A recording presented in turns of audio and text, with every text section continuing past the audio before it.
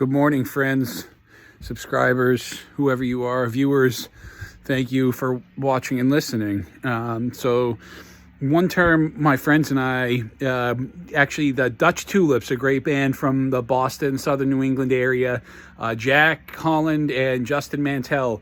This is I think, I'm not even willing to call this a brainstorm. I think it was Jack that said it to us originally. Didn't use the acronym, but Justin and I, being the high IQ guys that we are, ran away with exploding amp tone, otherwise known as EAT-ing. So pretty easily attainable if you've got your, like any kind of tube amp. And I think a lot of modelers use it now. One of the kind of primary reasons I have begun or re-begun using my little YouTube universe here is because I am no bueno with the kind of technology, the modelers, those kinds of things. So this is just a little kind of explanation of as somebody who's used tube amps for a healthy sum of years now.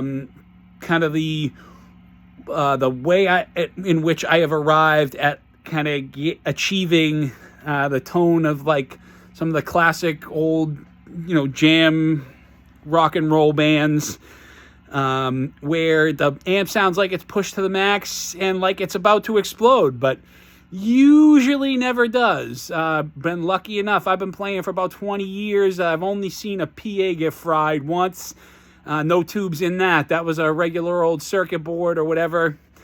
Might have had some water or, cheap beer pitcher spilled on it.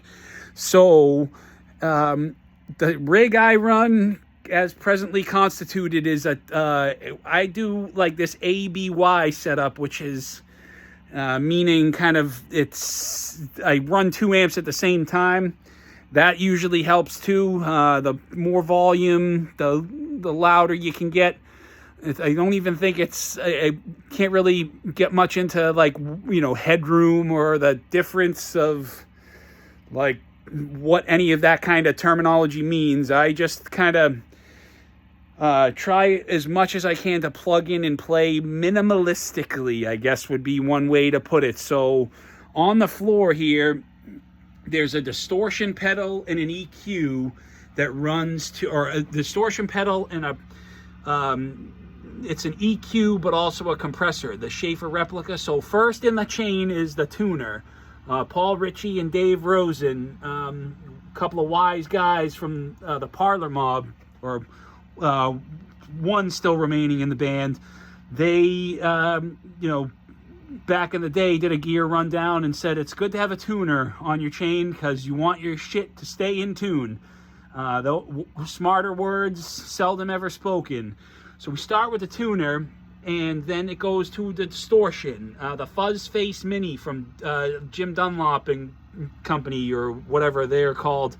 And that, I run it with like a pretty decent amount of fuzz and volume, not really pushing too much, but that fries it up a little bit because I run the two amps. It's a 2023 Fender Princeton Reverb, and the EQs on that the levels in EQs are set relatively tame. The volume at about little less than 3. The treble, like Uncle Larry always says, you want to push a decent amount of high end. I mean, guitar, you're not really trying to play bass, so I set that about 6, a little bit more than 6. The bass is under 6. The reverb is about a little over 4. And then I actually digress from the tremolo. I don't use that on that amp a lot. I mean, it's just, my style, tone, influences, artists, not really a big deal. And then, again, this is a Gibsonette 61, highly modified, again, by the genius Greg Rayner down at Cranky's Music in Mansfield, Mass. So these two amps are getting split, or not getting split, but they're running together, in fact, through the ABY box.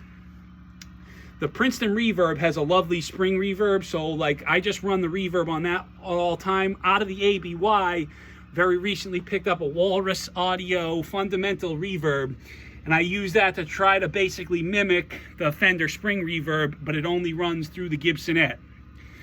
So the fuzz face is on, the Schaefer replica, which is like the EQ boost, that really pushes it to the max.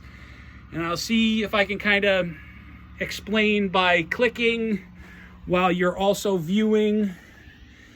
Let's see here, and this is with the 2014 Les Paul R8 that I too have done a little bit from the Gibson custom shop, but has gone through the works at the TF custom shop as well.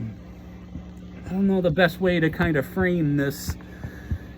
Use some help from the media production people down at Quinnipiac University. Man, that college degree ain't worth shit these days, let me tell you. Hoo-wee! Let's see if we can get this framed so you can kind of see a little bit what's going on. What's going on? What's going on? I don't know. You got some pedals in there. All right, I'm just gonna try to stand here, play this goofy thing, and explain to you kind of how you achieve eating. All right, so I'm clicking both the distorting, filling up of sound and frequency devices here. I got the guitar. We're gonna set the volume, keep it in the middle position so both pickups running.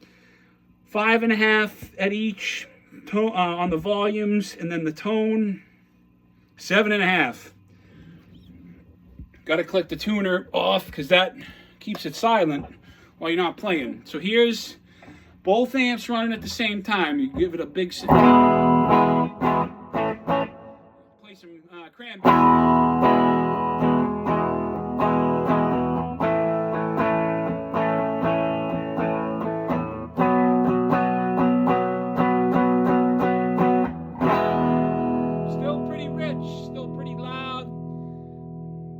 Distortion now, this is where they're eating, it's not like an appetizer, but yeah, maybe a little bit like appetizer, borderline beginning the meal, so like a big thing of onion rings, Town Spa pizza.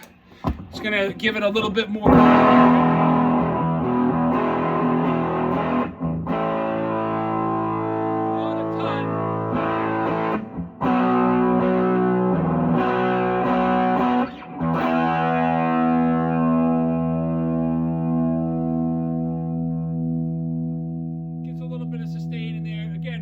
This guitar is only about a little past halfway volume-wise.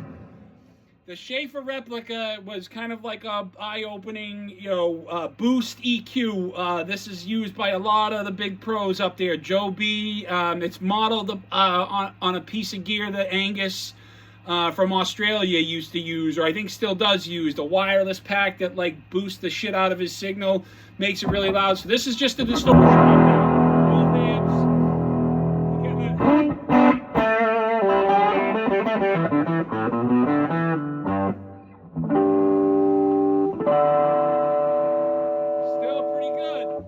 Get you some places, but you don't want to just distort it. You want to be able to hear it loud and articulate as well. This is the Schaefer replica with the boost running, and this is where we reach eat territory.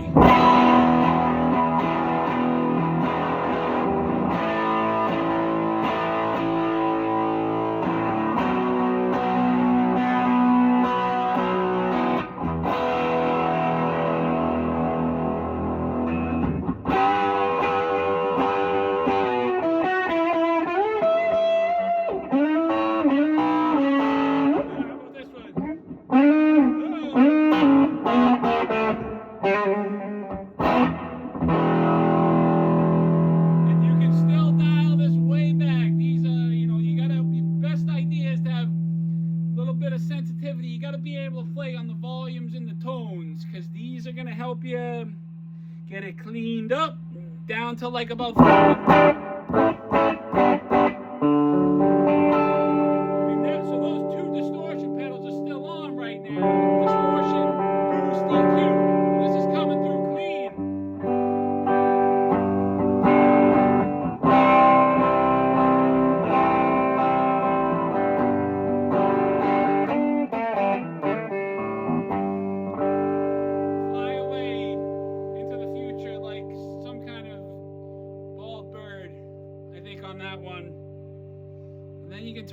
all the way up, or close to it.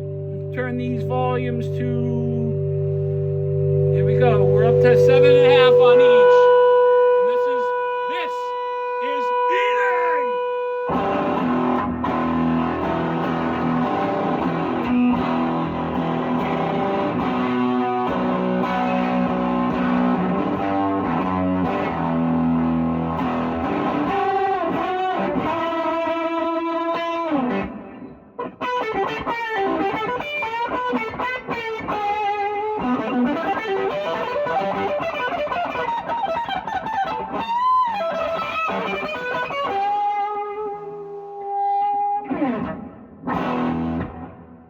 Thank you.